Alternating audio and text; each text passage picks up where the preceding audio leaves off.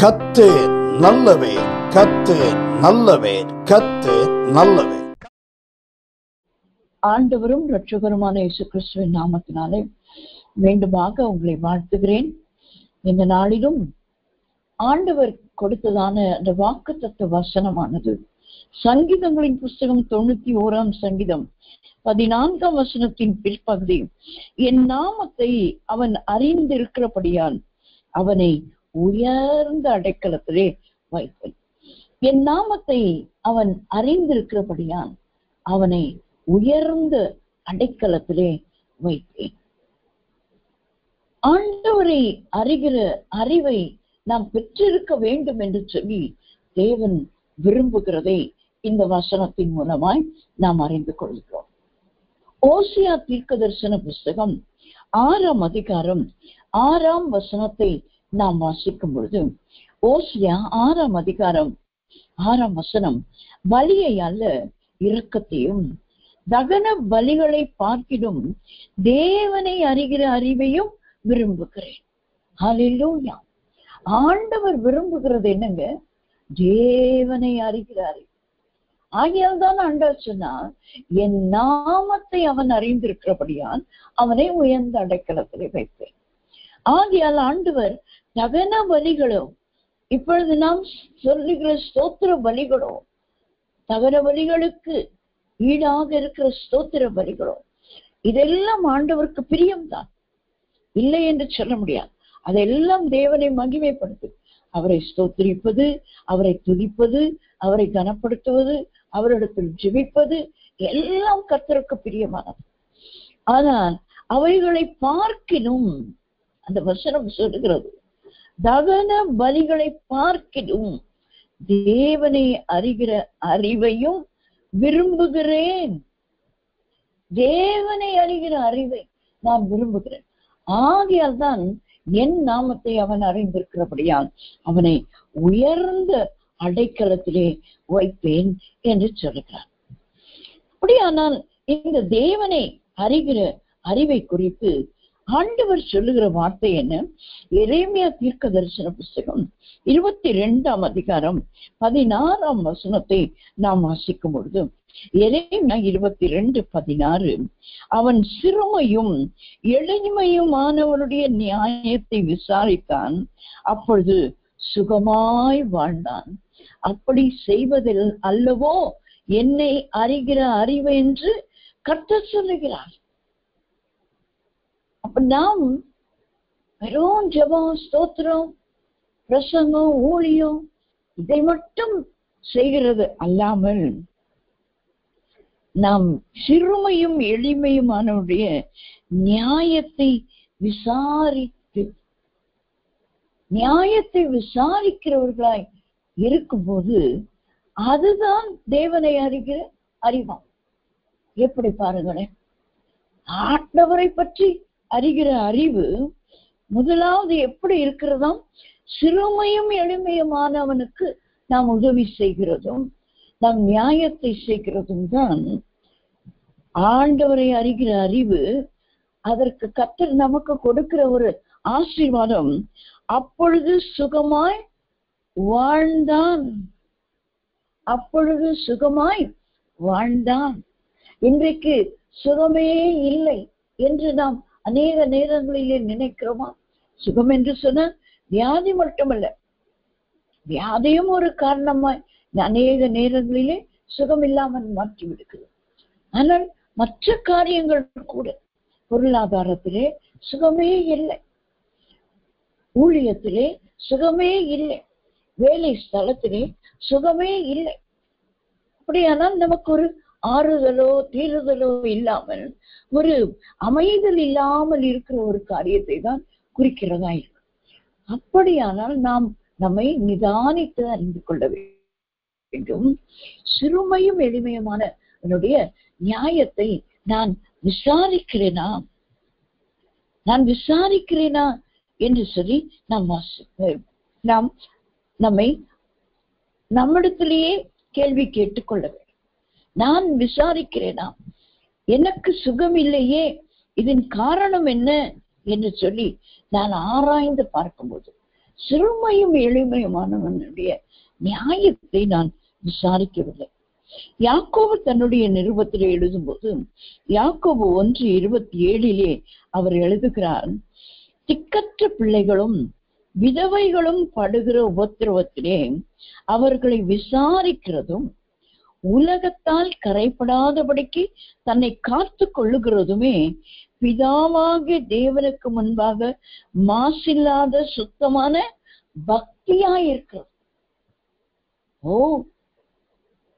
தேவ பிள்ளைகள் நாம் மாசில்லாதவர்களாய் சுத்தமான பக்தியோடு கூட வாழ வேண்டும் என்றார். உலகத்தால் நம்மை கரைப்படாதபடிக்கு காத்துக்கொள்ள வேண்டும், அது மிக முக்கியம். ஆனால் அதோடு கூட அதை விட முக்கியம் என்று சொல்ல மாட்டேன், உலகத்தால் கரைப்படாதபடிக்கு நம்மை காத்துக்கொள்ளுகிறதும் மிக முக்கியமானது. அதோடு கூட திக்கற்ற பிள்ளைகளையும் விதவைகளையும் விசாரிக்கிறவர்களாய் நாம் இருக்க வேண்டும். அதுதான் பிதாவாகிய தேவனுக்கு முன்பாக மாசில்லாத சுத்தமான பக்தியா. என்னுடைய பக்தி தூசி படிந்து இருக்கிறது. ஏன்?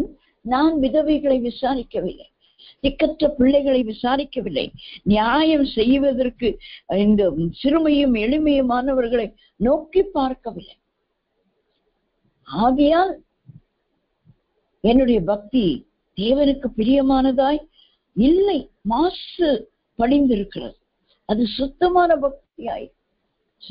பக்தியாய் மாறுவதற்கு மட்டுமல்லாமல் நாம் சுகமாய் வாழ்வதற்கும், நாம் சுத்தமான பக்தியாய் வாழ்வதற்கும், நாம் சுகமாய் வாழ்வதற்கும் நாம் இந்த ஏழை எளிய ஜனங்களுக்கு நியாயத்தை செய்கிறது தான் அவரை அறிகிற அறிவு என்று கர்த்தர் சொல்கிறார். அப்படியானால் அவரை அறிகிற அறிவை நாம் இந்த ஏழை எளியவர்களுக்கு செய்கிறதுனா அதுதான் நமக்கு இயேசுவின் வல்லமை ஊழியத்திலும் நல்ல ஒரு பங்கு நமக்கு இருக்கு. ஒருவேளை தனிப்பட்ட முறையிலே ஒரு சிலர் இப்படிப்பட்ட ஊழியங்களை நாம் ஏற்கனவே செய்து கொண்டிருக்கலாம்.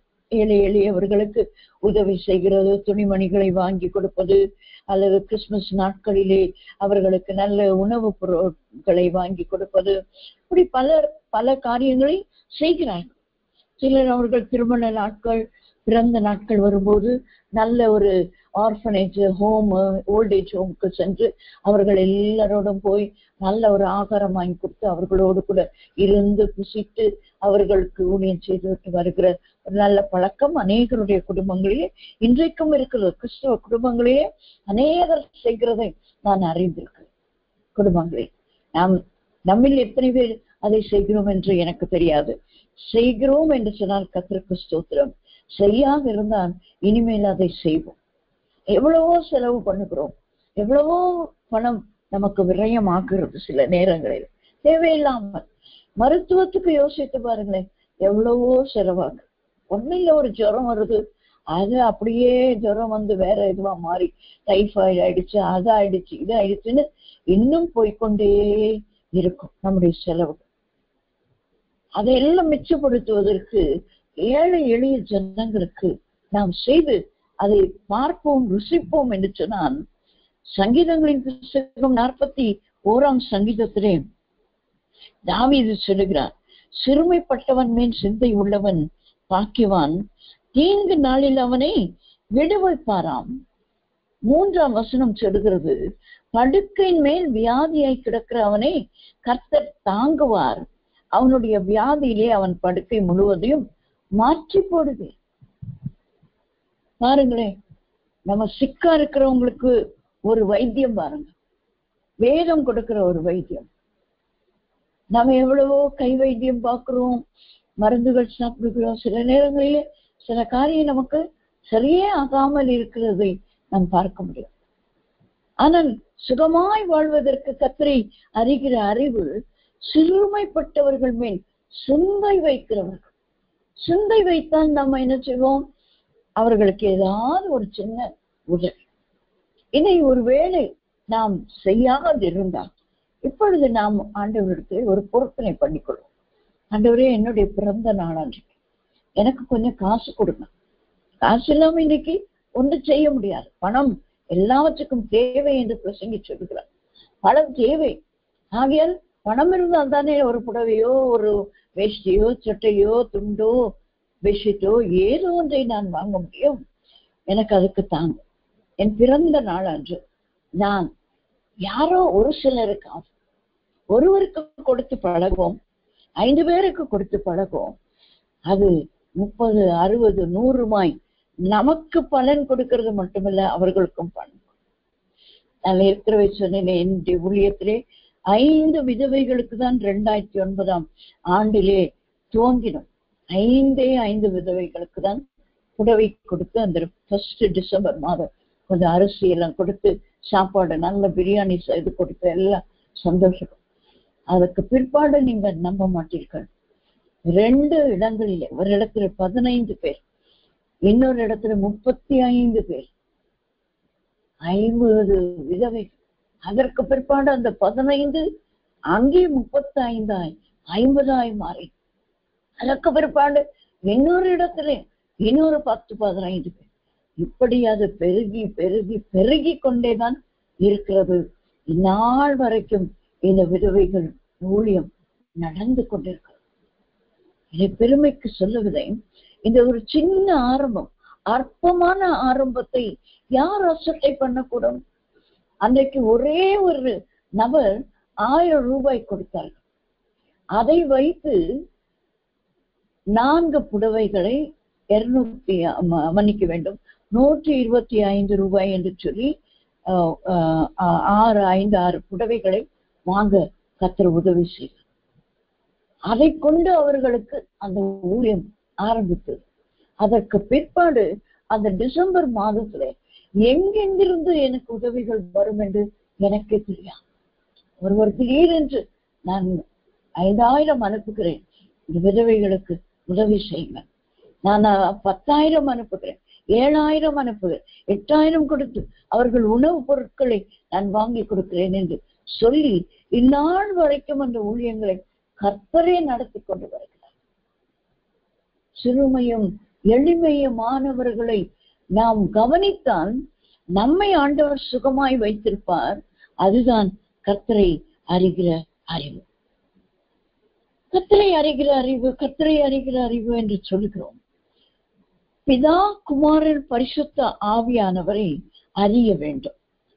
பிதாவை அறிகிற அறிவு முதலாவது எப்படி என்று சொல்லி யாத்ராகமத்தின் புத்தகம் 33ஆம் அதிகாரம் 13ஆம் வசனத்தை நாம் வாசிக்கும் பொழுது, யாத்திராகமம் 33ஆம் அதிகாரம் 13ஆம் வசனம் இவ்வாறாக சொல்லுகிறது: உம்முடைய கண்களில் எப்பொழுது எனக்கு கிருபை கிடைத்ததானால் நான் உம்மை அறிவதற்கும், உம்முடைய கண்களில் எனக்கு கிருபை கிடைப்பதற்கும் உம்முடைய வழியை எனக்கு அறிவியும், இந்த ஜாதி உம்முடைய ஜனம் என்று நினைத்தருளும்.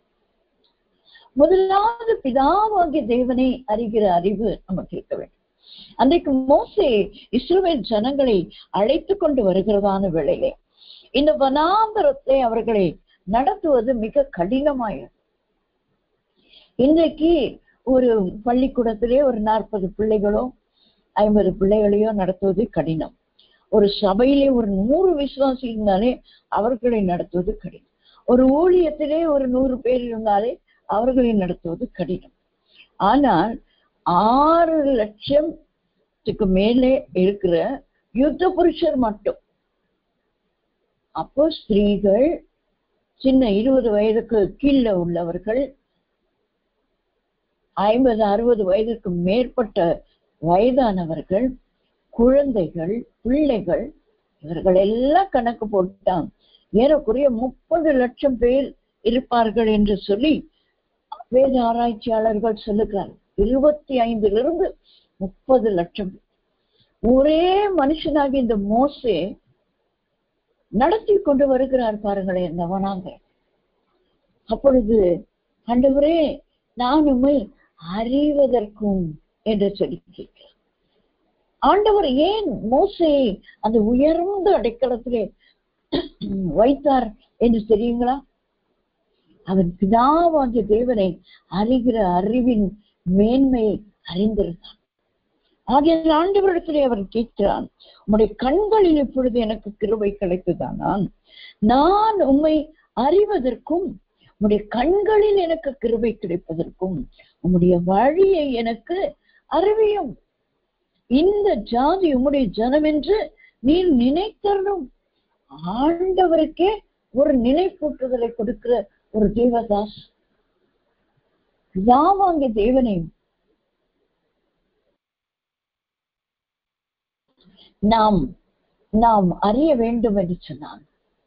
அவருடைய கண்களில் நமக்கு கிருபை கிடைக்கும். கண்களில் எனக்கு கிருபை கிடைத்ததானால் நான் உம்மை அறிவதற்கும் உம்முடைய கண்களில் கிருபை கிடைப்பதற்கும் என்று மோசே சொல்லுகிறார். அப்படியானால் கிருபை பெற்றவர்கள் மட்டும்தான் இந்த பிதாவாகிய தேவனை அறிந்து கொள்ள முடியும்.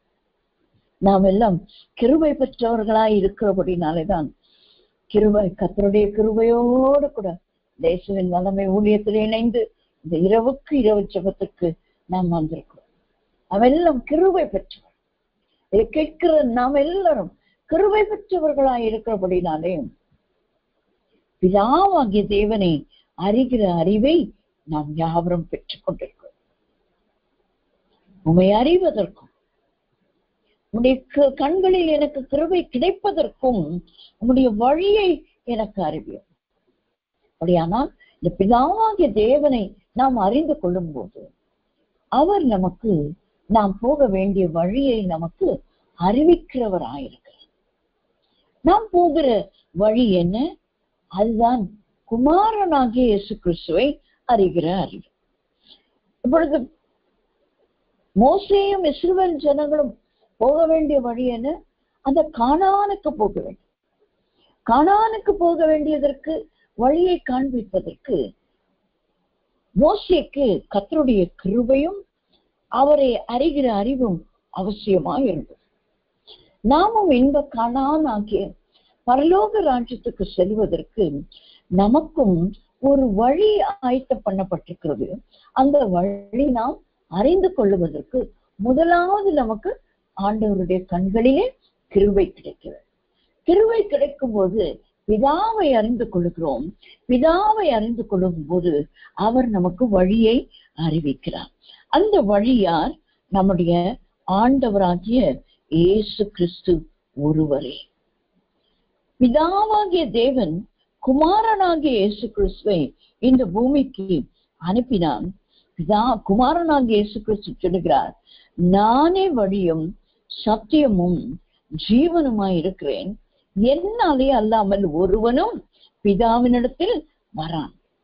அப்ப அந்த பரலோகம் போக வேண்டும் என்று சொன்னால் ஆண்டவராகிய இயேசு கிறிஸ்துவை அறிகிற அறிவை அந்த சத்தியத்தின் வழிக்குள்ளாக நாம் வர வேண்டும் என்று சொல்லி நாம் அறிந்து கொள்கிறோம். யோவான் எழுதின சுவிசேஷம் 14ஆம் அதிகாரம் 17ஆம் வசனத்தை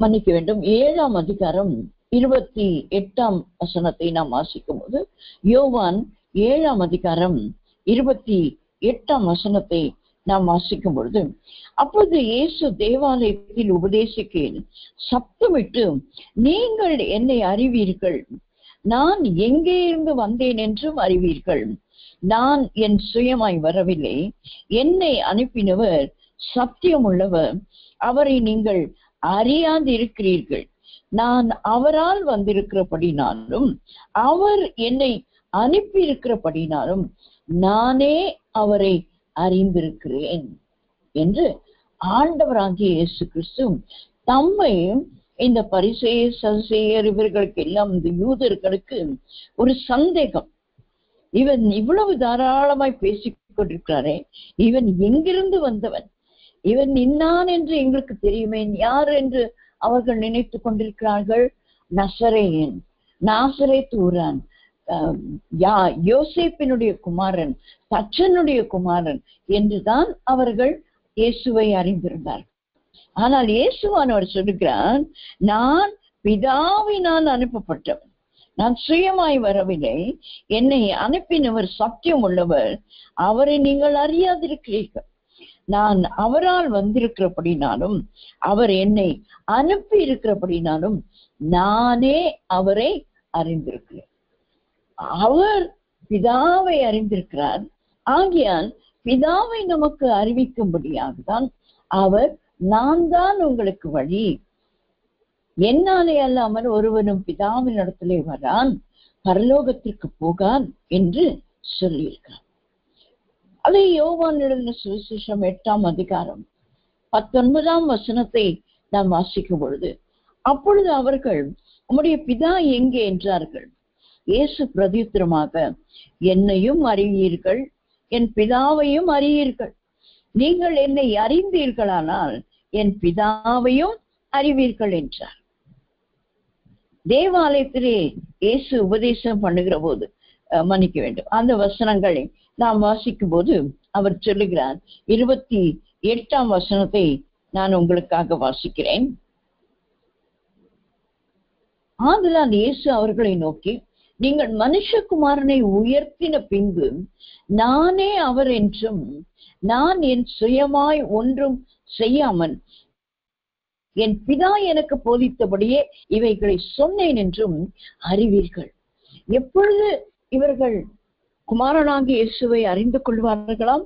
அவரை உயர்த்தின பின்பு, அதாவது அவரை சிலுவையிலே அறைந்த பின்பு. அந்த நேரத்திலே தான் அவர்களில் அநேகர் என்ன செய்தார்கள்? இயேசு கிறிஸ்துவை அறிந்து கொண்டார்கள்.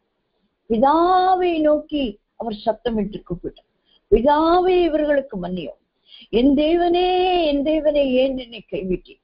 பிதாவே உடைய கைகளில் என் ஆவியை ஒப்புக் கொடுக்கிறேன் என்று பிதாவை நோக்கி அவர் கூப்பிடுகிறதை அவர்கள் அந்த நாளிலே கண்டு அநேக யூதர்கள் ஆண்டவராகிய இயேசு கிறிஸ்துவை விசுவாசித்தார். அதற்காக தான் இந்த வார்த்தைகளை அவர் சொல்லுகிறார்.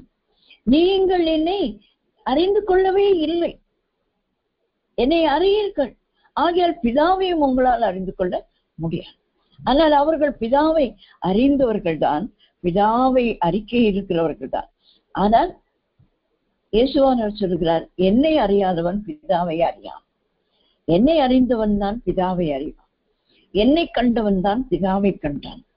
அப்படியானால் பிதாவாகிய தேவனை அறிகிற அறிவு அவருடைய கிருபையினாலே நாம் பெற்றுக்கொள்கிறோம். அந்த கிருபை நமக்கு குமாரனை அறிகிற அறிவு, அதுதான் நாம் போக வேண்டிய வழி. அதுதான் நாம் யோவான் எழுதின சுவிசேஷம் 17ஆம் அதிகாரம் 3ஆம் வசனத்திலே ஆண்டவராக இயேசு கிறிஸ்து செய்கிறதான அந்த பிரதான ஆசாரியனின் ஜெபத்திலே அவர் சொல்லுகிறார், ஒன்றான மெய்தேவனாகிய உம்மையும் நீர் அனுப்பினவராகிய இயேசு கிறிஸ்துவையும் அறிவதே நித்திய ஜீவன். அப்ப அந்த நித்திய ஜீவனுக்குள்ளே பிரவேசிக்க வேண்டும் என்று சொன்னார். ஆண்டவராகிய இயேசு கிறிஸ்துவை அறிகிற அறிவை ஒவ்வொரு மனுஷனும் பெற்றுக்கொண்டிருக்க வேண்டும். அவர் மூலமாய் பிதாவை அறிகிற அறிவை, கிருபையை நாம் பெற்றுக்கொண்டிருக்க வேண்டும். ஆகையால் அந்த நித்திய ஜீவன் என்ற அந்த உயர்ந்த அடைக்கலத்திலே அவரை அறிந்தவர்களை அவர் கொண்டு போகிறார் என்பதை நாம் அறிந்திருக்கிறோம்.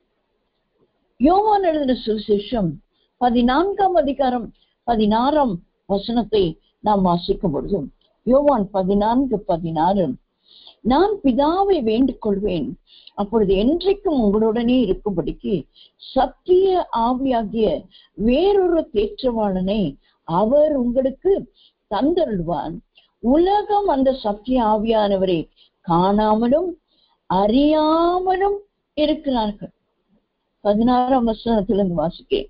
17 சொல்லுகிறது, உலகம் அந்த சத்திய ஆவியானவரை காணாமலும் அறியாமலும் இருக்கிறபடியால் அவரை பெற்றுக்கொள்ள மாட்டாது. அவர் உங்களுடனே வாசம் பண்ணி உங்களுக்குள்ளே இருப்பதால் நீங்கள் அவரை அறிவீர்கள். ஹல்லேலூயா. பிதாவை அறிவதற்கு அவருடைய கிருபை வேண்டும். அது நிமித்தம் அவர் வழியை காண்பிக்கிறார். அது குமாரனாகிய இயேசு கிறிஸ்துவை அறிந்து கொள்கிறது. குமாரனாகிய இயேசு கிறிஸ்துவை நாம் அறிந்து கொள்ளும் போது நமக்கு நித்திய ஜீவன் உண்டு. குமாரனாகிய இயேசு கிறிஸ்து நமக்கு கொடுத்து விட்டு போயிருக்கிற இந்த ஆவியின் நாட்களிலே வாழ்கிற நமக்கு சத்திய ஆவியாகிய வேறொரு தேற்றருவாள். ஆண்டவராகிய இயேசு கிறிஸ்து இந்த பூமியில இருந்த போது அவரே தேற்றி கொண்டிருந்தார். சுகமில்லாதவர்களுக்கு சுகம் கொடுத்தார், வியாதியா இருக்கிறவர்களை சுகப்படுத்தினார், பாவக்கட்டில் இருந்தவர்களை அதிலிருந்து விடுவித்தார். அதெல்லாம் ஆறுதலாய் தேற்றரவாளனாய் இருந்தார். ஆகையால் தான் அவர் சொல்லுகிறான், நான் பிதாவை வேண்டிக் கொள்வேன், அப்பொழுது என்றென்றைக்கும் உங்களுடனே இருக்கும்படிக்கு சத்திய ஆவியாகிய வேறொரு தேற்றர். என்னங்க வேறொரு தேற்றவாளன்? இதுவரைக்கும் நான் உங்களோடு கூட இருக்கிறேன், ஆனால் நான் போய்விட்ட பின்பு உங்களை தேற்றுவார் இல்லையே. உங்களை எல்லாம் பார்க்கும் பொழுது சிதறடிக்கப்பட்ட மேய்ப்பனில்லாத ஆடுகளை போல உங்களை காண்கிறேன் என்று ஆண்டவராக இயேசு கிறிஸ்து. ஏனென்றால் இயேசுவானவர் வருவதற்கு முன்னதாக 400 ஆண்டுகள் ஒரு இருண்ட காலமாய் ஆண்டவர் ஒருவர் மூலமாய், தீர்க்கதரிசிகள் மூலமாயோ மனுஷர் மூலமாயோ தும்மி மூறி மூலமாக ஏதோ மூலமாகவும் ஆண்டவர் பேசவே இல்லை. ஆசாரியர்கள் இல்லை, நியாயாதிபதிகள் இல்லை, தீர்க்கதரிசிகள் இல்லை. 400 years, 400 வருஷங்கள், 400 வருஷங்கள் எகிப்தின் அடிமைத்தனத்திலே இருந்த போது அவர்களை அன்றைக்கு பஸ்காட்டுக்குட்டியின் மூலமாய் ஆண்டவர் மீட்டுக் கொண்டு வந்தார். ஆனால் 400 வருடங்கள் தீர்க்கதரிசியோ ஆசாரியனோ வேதமோ நியாயாதிபதியோ யாருமே இல்லாத நேரத்திலே ஆண்டவராகிய இயேசு கிறிஸ்துவே வந்து பிதாவானவர் தம்முடைய சொந்த குமாரனாகிய இயேசு கிறிஸ்துவை இந்த பூலோகத்திலே கொடுத்து அவரே பாஸ்கா பலியாக ஒப்பு கொடுத்ததினாலே அவரே தேற்றரவாளனா இந்த பூமியில இருந்தார், அவர்களோடு கூட இருந்தார். அவர் சொன்னார், நீங்கள் சிதறடிக்கப்பட்டு மேய்ப்பனில்லாத ஒரு ஆண்டுகளை போல் 400 ஆண்டுகள் உங்களை மேய்க்கிறதற்கு ஒருவரும் இல்லை. ஒரு மோசே இல்லை, ஒரு ஆரோன் இல்லை, ஒரு தீர்க்கதரிசி இல்லை, ஒரு வேத பாரகன் இல்லை, ஒரு ஆசாரியன் இல்லை. நான் இதோ வந்திருக்கிறேன். அன்றைக்கு இருந்த பரிசேயர் ஆசாரியர்கள் வேதப்பாரர்கள் இருந்தார்கள் அந்த ஆலயத்தில். ஆனால் அவர்கள் வழிகாட்டிகளா இல்லை. குருடரை வழிகாட்டுகிறது போல வழிகாட்டினார்கள். வழிகாட்ட முடியுமா? குருடனை வழிகாட்ட முடியுமா? வழிகாட்டினார்கள். அப்படிப்பட்ட வழிகாட்டிகள் இருந்த நாட்களிலே தான் ஆண்டவராகிய இயேசு கிறிஸ்து வந்து தேற்றரவாளனாயிருந்தார். அவர் மனுஷ ரூபம் எடுத்து வந்ததினாலே மனுஷனாய் எல்லா இடத்துக்கும் சென்று அவரை அறிகிற அறிவின் வாசனையை வீசிக்கொண்டே இருந்தார். ஆனால் அவர் போகும்போது அவர் சொல்லிவிட்டு போகிறார், நான் போகிறேன், உங்களுக்காக நான் வேறொரு தேற்றரவாளன். நான் போகிறதுனாலே அந்த இடத்தை நிரப்புவதற்கு தேற்றரவாளனாகிய சத்திய ஆவி, அந்த சத்திய ஆவியானவரை அறிந்து கொள்வது எப்படிங்க? அவர் உங்களுடனே வாசம் பண்ணி உங்களுக்குள்ளே இருப்பதால் நீங்கள் அவரை அறிவீர்கள். பிதாவை அறிகிற அறிவு, குமாரனை அறிகிற அறிவு, பரிசுத்த ஆவியானவரை அறிகிற அறிவு, அதை எவ்வளவு சுலபம் பாருங்களேன். பரிசுத்த ஆவியானவரை அறிந்து கொடுக்க அவர் நமக்குள்ளே வாசம் பண்ணுகிறார். அவர் நம்முடனே வாசம் பண்ணி நமக்குள்ளே இருக்கிறதுனாலே நாம் அவரை அறிந்து கொடுக்கிறோம். எத்தனை பெரிய பாக்கியம் பாருங்களேன். இந்த சத்திய ஆவியானவரை பெற்றுக்கொண்டதற்காக நாம் உள்ளத்தின் ஆழத்திலிருந்து நாம் ஆண்டவருக்கு நன்றி பலிகளை செலுத்த வேண்டும். இந்த சத்திய ஆவியாகிய தேற்றரவாளனை பெற்றுக்கொள்ளாதவர்கள் தான் இன்றைக்கு தங்கள் பிரச்சனைகளுக்காய் தற்கொலையை நோக்கி ஓடிக்கொண்டிருக்கிறார். தங்கள் பிரச்சனைகளுக்காய் அவர்கள் மனுஷரை நோக்கி ஆதாயத்துக்காய் ஓடிக்கொண்டிருக்கிறார். அங்கே ஒன்றும் கிடைக்கவில்லை என்றால் வேற ஒரு இடத்திற்கு போகிறார், மலைகளுக்கு போகிறார்கள், கோவில்களுக்கு போகிறார். எங்கேயும் நிம்மதி கிடைக்கல. அந்த மலையிலிருந்து கீழே குதித்து மறிக்கிறார்கள். ஆனால் நம்மை தேற்றுவதற்கு ஒரு தேற்றரவாளனாகிய சத்திய ஆவியாகிய தேற்றரவாளன் நமக்குள்ளே நம்முடனே இருக்கிறபடினால் கர்த்தரை ஸ்தோத்திரிக்கிறேன். ஆகையால் அவர் நமக்குள்ளே இருக்கிறதுனால் நாம் அவரை அறிந்திருக்கிறோம். இப்பொழுது நாம் பிதா குமாரன் பரிசுத்த ஆவியானவரை அறிகிற அறிவை நாம் தெரிந்து கொண்டோம். அந்த அறிவை தெரிந்து கொள்ளுகிறவர்களுக்கு தான் ஆண்டவர் உயர்ந்த அடைக்கலத்தை வைத்திருக்கிறார். அந்த உயர்ந்த அடைக்கலத்தின் 3 ஆசீர்வாதங்கள் என்னவென்று சொல்லி வேகமாய் பார்த்து நாம் முடிக்க போகிறோம்.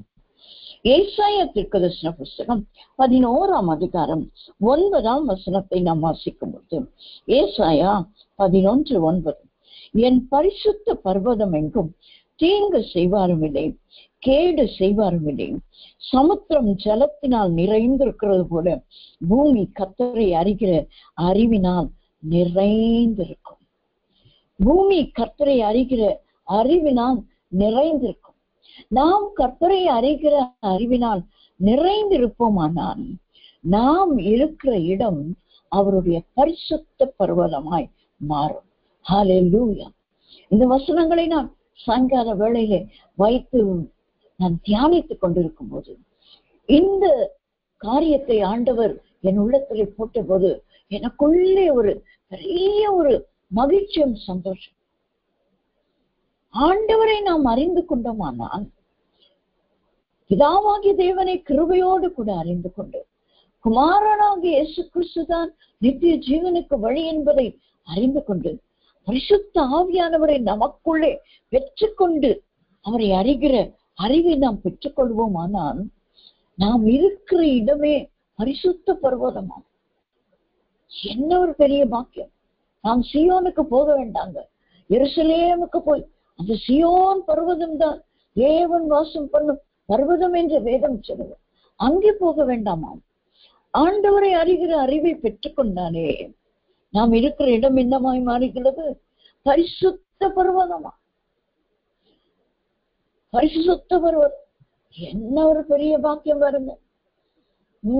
நாம் நரக வேதனை படுறேங்க. எங்க குடும்பத்துல, எங்க அலுவலகத்துல நரக வேதனை படுகிறேன்.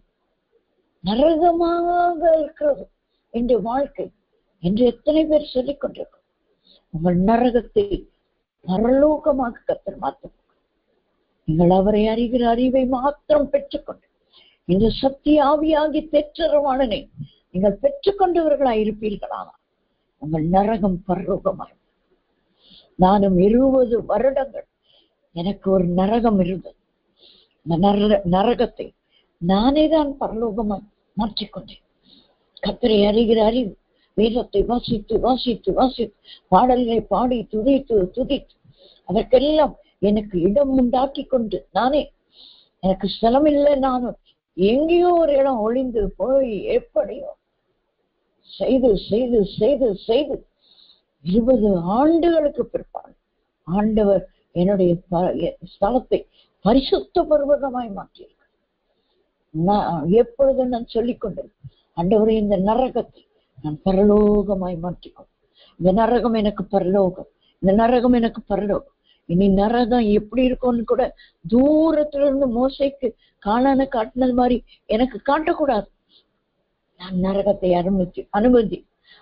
அனுபவித்து விட்டேன் என்று சொல்லிக் கொண்டிருப்பேன். நரகத்தை ஆண்டவர் பரலோகமாக மாற்றும். இன்றைக்கு எத்தனை பேர் துக்கத்தோடு கூட வந்திருக்கு. ஒரு வியாதியோ ஏதோ ஒரு காரியம், உங்கள் குடும்பத்தில் உள்ள ஒரு பெரிய ஒரு பிரச்சனை, ஒரு கடன், ஏதோ ஒரு கட்டு உங்களை நெருக்கி அது நரகமாக இருக்கிறது. என்னால இங்கு வாழ முடியவில்லை, என்னால் இதை சகித்துக் கொள்ள முடியவில்லை. இன்னைக்கு எத்தனை பேர் அப்படி வந்திருக்கிறோம். ஆண்டவர் சொல்கிறார், அவரை அறிகிற அறிவை நீங்கள் பெற்றுக் கொள்ளுவீர்களா?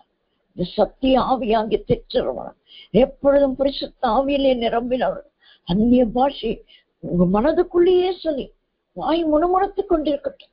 அன்றைக்கு அன்னாள் முணுமுணுத்தது போல முணுமுணுங்க, பரவாயில்ல, ஓ குடித்து வரித்து இருக்கிறாள் இவள் என்று சொல்லட்டும், பரவாயில்லை. வெளியிலே தெரியாமலே உள்ளத்திலே இருக்கிற அந்த ஆவியானவரை தொழுது கொண்டே இருந்து அவரை அறிகிற அறிவிலே மேன்மை அடைவோம். நாம் இருக்கிற இடம் பரிசுத்த பர்வதமாய் மாறும். அப்பொழுது என்ன நடக்கும்? அங்கே அந்த வசனம் சொல்லுகிறது, என் பரிசுத்த பர்வதம் எங்கும் தீங்கு செய்வாரும் இல்லை, கேடு செய்வாரும் இல்லை. இதை எழுதி வைத்துக் கொள்ளுங்கள். தீர்க்க தரிசன வார்த்தைகளாய் நீங்கள் சத்திய ஆவியாகிய தேற்றரவாளனுக்குள்ளாக இந்த பிதாவை குமாரனை பரிசுத்த ஆவியை அறிகிற அறிவிலே நீங்கள் ஒவ்வொரு நாளும் வளருவீர்கள் என்று சொன்னார். நீங்கள் இருக்கிற இடம் அது அலுவலகமா இருக்கலாம், உங்கள் ஊழிய ஸ்தாபனமா இருக்கலாம், உங்கள் சபையா இருக்கலாம், அல்லது உங்கள் வீடா இருக்கலாம். எங்கு வேண்டுமானாலும் அதை பரிசுத்த பர்வதமாய் கர்த்தர் மாற்றிவிட்டு தீங்கு செய்வாரும் இல்லை, கேடு செய்வாரும் இல்லை. ரெண்டு நபர்களையும் கர்த்தர் துரத்தி விட போகிறார். துரத்தி விட போகிறார். இதாங்க அவரை அறிகிற அறிவிலே நமக்கு கிடைக்கிற உன்னத உயர்ந்த அடைக்கலம்.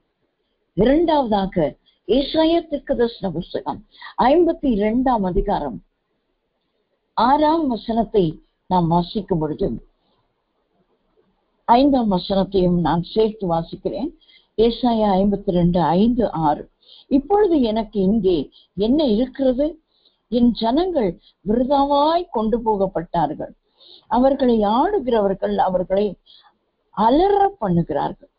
நித்தமும் இடைவிடாமல் என் நாமம் தூஷிக்கப்படுகிறது என்று கர்த்தர் சொல்லுகிறார். இது நிமித்தம் என் ஜனங்கள் என் நாமத்தை அறியார்கள். இதை சொல்லுகிறவர் நானே என்று அக்காலத்திலே அறிவார்கள். இதோ இங்கே இருக்கிறேன் என்று கர்த்தர் சொல்லுகிறார். இதோ இங்கே இருக்கிறேன் என்று கர்த்தர் சொல்லுகிறார். அவரை அறிகிற அறிவை நாம் எதனால் இழந்து விட்டோமாம்? நம்மை சிறைப்படுத்தி வைத்திருக்கிறோம். சிறைப்படுத்தி வைத்திருக்கிறவர்களால சிறைப்படுத்தி வைத்து நாம் வெளியிலே போக முடியாது. நாம் விடுதலையோடு கூட ஊழியங்களை செய்ய முடியாது. விடுதலையோடு வேதம் வாசிக்க முடியாது. விடுதலையோடு கர்த்தரை துதிக்க முடியாது. எதுவும் செய்ய முடியாதபடிக்கு சிறைப்படுத்தி வைத்திருக்கிற ஒரு சிறையிருப்பை குறிக்கிறதாக இருக்கு. அது நிமித்தம் கர்த்தரை அறிகிற அறிவை அறியாமல் இருக்கிறான். கர்த்தரை என்னை அறியார்கள், என் ஜனங்கள் என் நாமத்தை அறியார்கள். ஒரு சிறையிருப்பு, ஒரு கட்டு அவர்களை சூழ்ந்திருக்கு. அதற்காக தான் ஆவியானவர் துவக்கத்திலேயே ஜெபிக்கும் போது சிலர் கட்டுகளோடு கூட வந்திருக்கிறதை காண்பித்து அந்த கட்டுகளை அவிழ்க்கும்படி ஜெபிக்க சொன்னார். இந்த சிறையிருப்பு என்பது ஒரு விற்கப்பட்ட ஒரு நிலை, ஒரு கட்டப்பட்ட ஒரு நிலை, ஒரு விடுதலையோடு எதையும் செய்ய முடியாத ஒரு நிலை. அது என்ன செய்கிறது? நம்மை ஆண்டவரை அறிகிற அறிவை மறந்துவிட செய்கிறது. ஆனால் ஆண்டவர் சொல்லுகிறார், இதே ஏசாயா 52:3ஆம் வசனம், விலையின்றி விற்கப்பட்டீர்கள், பணமின்றி மீட்கப்படுவீர்கள் என்று கர்த்தர் சொல்லுகிறார். விலை இல்லாமல் விற்கப்பட்டுட்டோங்க, சிறைப்படுத்தி வைத்திருக்கிறார்கள். உங்கள் அலுவலகத்திலோ, உங்கள் ஊழியத்திலோ, உங்கள் வீட்டிலோ, என்ன ஒரு காரியத்திலோ நீங்கள் சிறைப்படுத்தப்பட்டு இருக்கிறீர்களோ, ஆண்டவர் இன்றைக்கு சொல்கிறார், விலையின்றி தான் விற்கப்பட்டீர்கள். விலை கொடுக்கல, ஆனா வாங்கி விற்கப்பட்டுட்டோம், சிறைப்படுத்தி வைத்து விட்டார்கள். ஆனால் ஆண்டவர் சொல்றார், பணமின்றி நீங்கள் மீட்கப்படுவீர்கள். அவர் இரத்த கிரயம் கொடுத்திருக்கிறாருங்க, அதை வைத்துதான் நாம் மீட்கப்படுகிறோம். நமக்கு மீட்பு கர்த்தராகிய இயேசு கிறிஸ்துவின் நாமத்தினாலே உண்டாகிறது. கர்த்தராகிய இயேசு கிறிஸ்துவை அறிகிற அறிவை நாம் பெற்றிருக்கும் போது நாம் அந்த மேன்மையை பெற்றிருக்கோம். என்ன மேன்மை? விலையின்றி தான் விற்கப்பட்டோம், ஆனால் பணமின்றி கர்த்தராகிய இயேசு கிறிஸ்துவின் இரத்தத்தினால மீட்கப்படுகிறவர்களாய் நாம் மாறிவிடுகிறோம். நம்மை ஆண்டவர் மீட்டுக் கொள்ளுகிறார், நம்மை மீட்டுக் கொள்ளுகிறார்கள். அவருடைய நாமத்தை அறிகிற அறிவின் மேன்மையை நமக்கு கற்றுக் கொடுக்கிறார். ஏனென்றால் நானே அவர் கர்த்தரே, இதை சொல்லுகிறவர் நானே என்று அக்காலத்திலே அறிவார்கள். எக்காலத்திலே? மீட்கப்படும் காலத்திலே அறிவார்கள். இதோ இங்கே இருக்கிறேன் என்று கர்த்தர் சொல்கிறார். நம்ம கூட ஆண்டவர் இருக்கிறார்கள், மறந்துடக்கூடாது. நம்ம அநேக நேரங்களிலே நமக்கு இருக்கிற ஒரு பெரிய ஒரு வலிமையே, ஒரு பவர் இருக்கிறது, நமக்கு ஸ்ட்ரென்த் இருக்கிறது.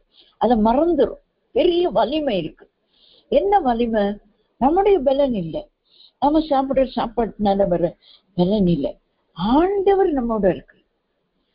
அதை தாவீது நன்றாய் அறிந்திருந்ததுனாலதான், நீ பட்டயத்தோடு ஈட்டியோடு, அது ஈட்டியை தாங்கிறதுக்கு ஒரு ஆளோடு, கேடயத்தை பிடிக்கிறதுக்கு ஒரு ஆளோடு எல்லாம் நின்று, நீ முழுவதும் சர்வாயுத வர்க்கத்தை போட்டுக்கொண்டு எல்லா கவசம் போட்டுட்டு எல்லாம் நிக்கிற.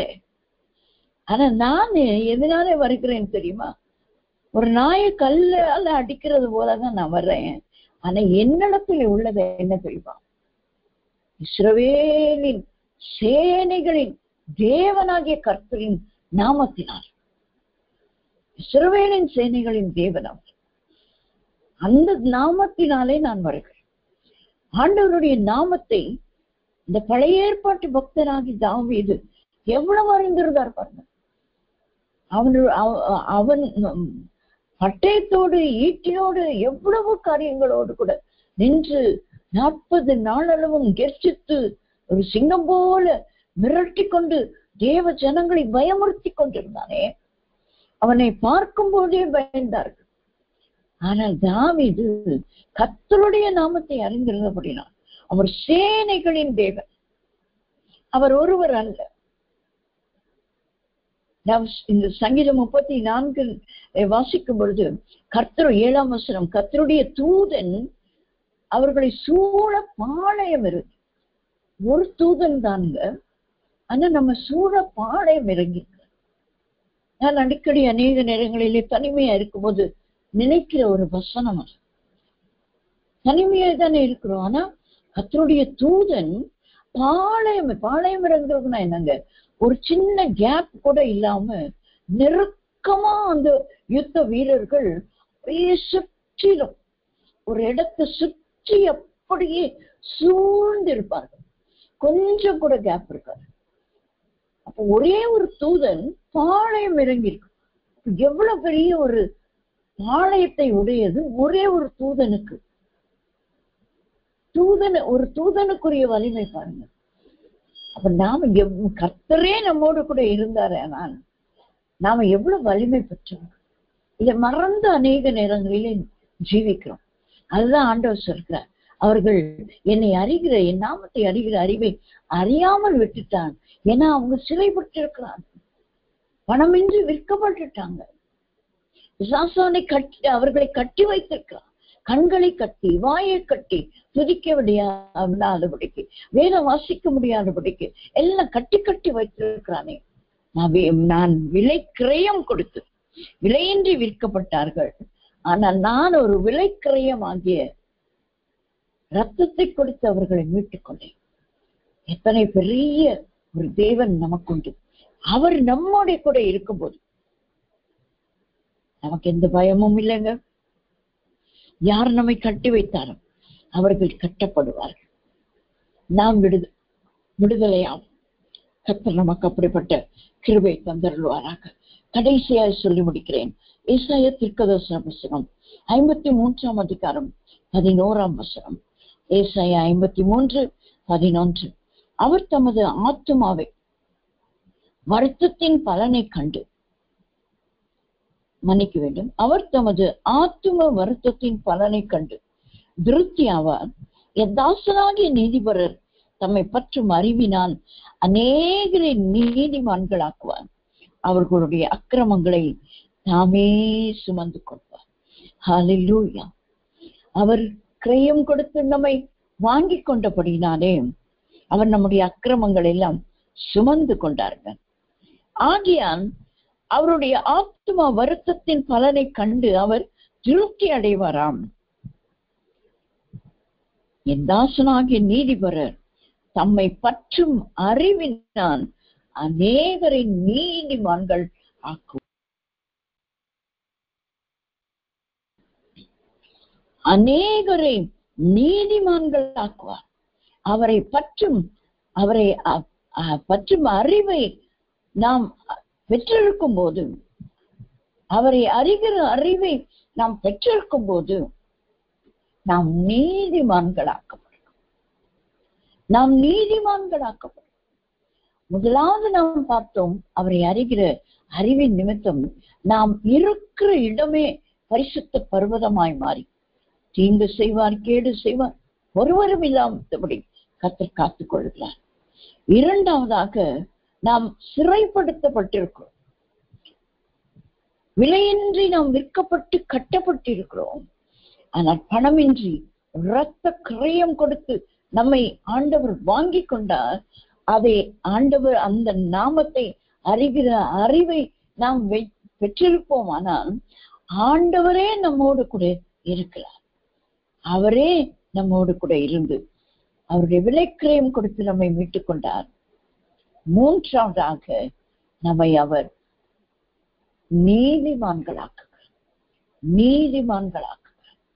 நாம் நீதிமான்களாக்கப்படுகிறோம். இந்த பூமியில எத்தனை பேர் நம்மை இவர்கள் யார் என்று எங்களுக்கு தெரியும், இவர்களை பற்றி எங்களுக்கு தெரியும் என்று சொல்லுகிறார்கள். நாம் நீதியை செய்கிறவர்கள், பரிசுத்தமாய் ஜீவிக்கிறவர்களா இருப்போம்.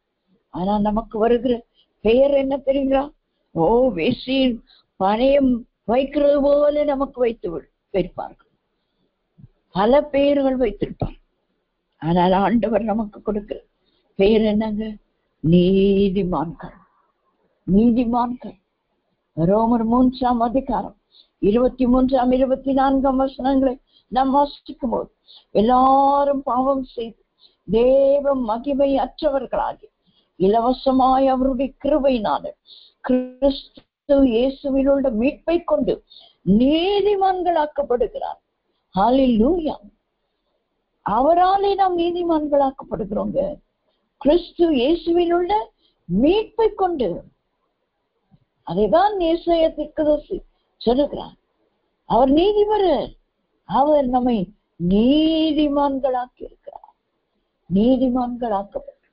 அவரை அறிகிற அறிவு நம்மை நீதிமான்களாக்கும். ஆக கடைசியாய் ஒரு வாக்குத்தத்த வசனத்தை நான் சொல்லி உங்களுக்காக ஜெபிக்க வாஞ்சிக்கிறேன். நாம் மேட்டுமையால் எந்த காரியத்தையும் வைத்துக் கொள்ளாமல் கீழ்ப்படிதலோடு கூட அவருடைய வார்த்தைகளை நாம் கேட்டு அறிவோம் என்று சொன்னார்.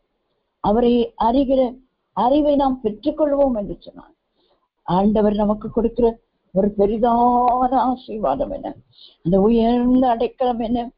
2 கொரிந்தியர் 2ஆம் அதிகாரம் 14ஆம் வசனத்தை நாம் வாசிக்கும் போது, 2 கொரிந்தியர் 2:14, கிறிஸ்துவுக்குள் எப்பொழுதும் எங்களை வெற்றி சிறக்க பண்ணி எல்லா இடங்களிலேயும் எங்களை கொண்டு அவரை அறிகிற அறிவின் வாசனையை வெளிப்படுத்துகிற தேவனுக்கு ஸ்தோத்திரம் என்று சொன்னார்.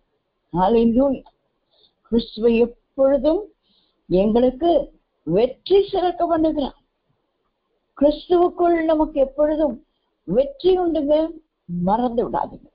அவரை அறிகிற அறிவின் வாசனையை நாம் வெளிப்படுத்துகிறவர்களா இருக்கும் போது நமக்கு எல்லா இடத்திலும் ஜெயம் உண்டுங்க. மறந்து விடாதீங்க. உங்களை ஆண்டவர் வெற்றி சிறக்க போகிறார். எப்பொழுதும் நீங்கள் இந்த பிதாவாகிய தேவனை, குமாரனாகிய இயேசு கிறிஸ்துவை, சத்திய ஆவியாகிய தேற்றரவாளனை அறிகிற அறிவை நீங்கள் பெற்றிருக்கும் போது, அந்த வாசனையை வெளிப்படுத்தும் போது, கர்த்தர் கொடுக்கிறதான அந்த 3 ஆசீர்வாதங்கள் மட்டுமல்ல, இந்த வாசனையானது அநேகரை கிறிஸ்துவின் அன்புக்குள்ளாய் கொண்டு வரவும் உங்களை வெற்றியுள்ள ஒரு மகளாய் கர்த்தர் மாற்றப் போகிறார்.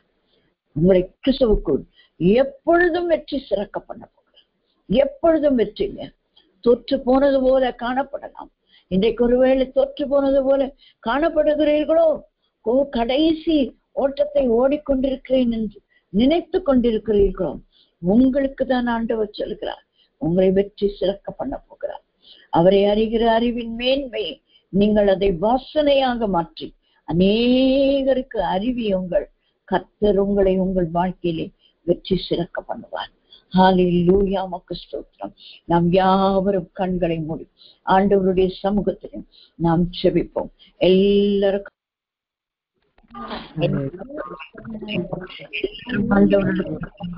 ஆண்டவரே அறிகிற அந்த உதவி செய்யுங்க. எனக்கு கிருபை தாங்க. எல்லாரும் கேட்போம், எனக்கு உதவி செய்யுங்க, எனக்கு கிருபை தாங்க. ஆண்டவரே கிருபை தாங்க, எனக்கு அந்த கிருபை தாங்க. வாசனையை நான் விசுவாசிக்கிறேன். ஆகையால் அந்த வெற்றி சிறக்கிற அனுபவத்தை இந்த நாளிலே கர்த்தர் உங்களுக்கு மறந்து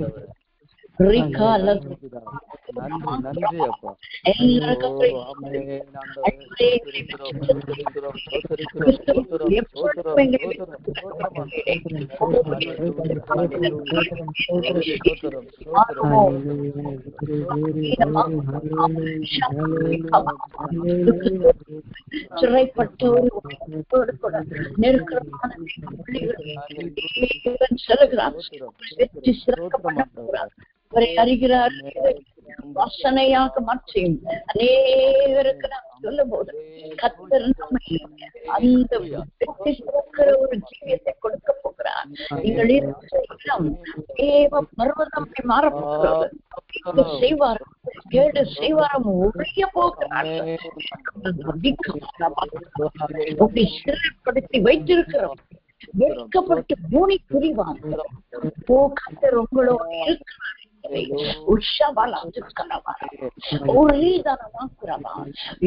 ஈசாக்கோடு கூட வந்து அந்த அபிமெலேக்கு ஆண்டிய மனுஷரும் அவனை துரத்தி கொண்டிருந்தார்கள். இந்த துறவை வெட்டினா அது எங்களுக்கு சொந்தம் எடுத்துக்கொண்டார்கள், துரத்தினார். ஆனால் அமைதியை ஈசா கொண்டே இருந்தார். அதன் பின்பு ரெகபோத்துக்கு வந்த போதும் அவர்கள் எல்லாரும் அவனிடத்திலே வந்தார். இப்பொழுது கர்த்தர் மெய்யாகவே கர்த்தர் உம்மோடே கொட்ட இருக்கிறார் என்று சொன்னார்கள். அப்படி சொல்ல போகிறார். உங்களையும் என்னையும் குறித்து அப்படி சொல்ல போகிறார்கள். எல்லாரும் கேட்போம், ஆண்டவரே என்னை வெற்றி சிறக்க பண்ணும். இந்த சிறையிருப்பு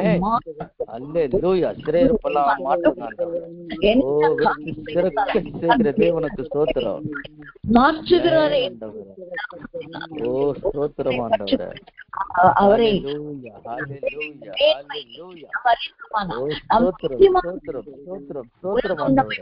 என்று சொல்லலாம், துரோகி என்று சொல்லலாம். நம்மை நீங்களும் நானும் நீதிமான்கள். மறந்து விடாதீர்கள். நாம் நம்முடைய நிலையை மாற்றிக்கொள்ளக் கூடாது. நான் நீதிமான், நீதிதான் கர்த்தருக்கு பயந்துதான் ஜீவிப்பேன். கர்த்தரை அறிகிற அறிவின் வாசனையை நான் செய்வேன். என் மேல் இருக்கிற அந்த வாசனை வீசும்படியாக செய்ய என் மேல இருக்கிறது. அவரை நான் என்னோட கூட வாசம் பண்ணுகிற பரிசுத்த ஆவியானவர் வெளிப்பட்ட மகளா இருப்பேன். என்னை காண்கிறவர்கள் என்னிலே இயேசுவை காண்பார்கள் என்று தைரியமாய் அழைக்க எங்களை எப்பொழுதும் வெற்றி சிறக்க பண்ணுகிறது. அறிகிற அறிவை வாசனையை வெளிப்படுத்திட்டு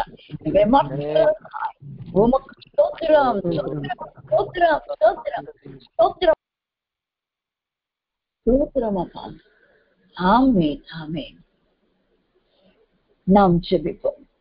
எங்களை அதிகமாக நேசிக்கிறீங்களா? தாமே நன்மையான நாளுக்காக உமக்கு ஸ்தோத்திரம். ஆண்டவரே, அவன் என்ன நாமத்தை அவன் அறிந்திருக்கிறபடியா அதை உயர்ந்து அடைக்கலத்திலே வைப்பேன். இந்த வாக்குத்தத்த வசனத்தை கொடுத்து ஆண்டவரே, நாங்கள் உம்முடைய நாமத்தை எப்படியெல்லாம் அறிந்து கொள்ள வேண்டும் என்று பிதாவாகிய தேவனை, குமாரனாகிய கிறிஸ்து இயேசுவை, சத்திய ஆவியாகிய தேற்றரவாளரை நாங்கள் எப்படி அறிந்து கொள்ள வேண்டும் என்று நாங்கள் அறிந்து கொள்ளும் போது நாங்கள் இருக்கிற இடத்தை எங்களுக்கு பரிசுத்த பர்வதமாய் மாற்றி கேடு செய்வார், தீங்கு செய்வார் இல்லாமல் மாற்றுகிறதற்காய் உமக்கு ஸ்தோத்திரம். நாமத்தை நாங்கள் அறிந்து கொள்ளும் போது எங்கள் சிறையிருப்புகள் மாறுகிறதற்காய் உமக்கு ஸ்தோத்திரம். உங்களுடைய நாமத்தை அறிந்து கொள்ளும் போது எங்களை நீர் நீதிமான்கள் ஆக்குகிறதற்காய் உமக்கு ஸ்தோத்திரம். அது நிமித்தம் நாங்கள் எப்பொழுதும் கிறிஸ்துவுக்குள் வெற்றி சிறக்க பண்ணுகிற தேவனுக்குள் நாங்கள் எப்பொழுதும் உம்மை அறிகிற அந்த அறிவின் வாசனையை நாங்கள் உம்மை அறிந்து கொண்டபடினால் அந்த வாசனை எங்களிலே வீசுகிறதே, அதை நாங்கள் வெளிப்படுத்துகிறவர்களாய் எங்களை நீர் இன்றைக்கு மாற்றி இருக்கிறபடினால் நமக்கு தாழ்த்தி உடைய கரத்திலே ஒப்புக் கொடுக்கிறோம். மீட்பர் இயேசுவின் நாமத்தில் ஜெபிக்கிறோம் எங்கள் நல்ல பிதாவே. ஆமென், ஆமென்.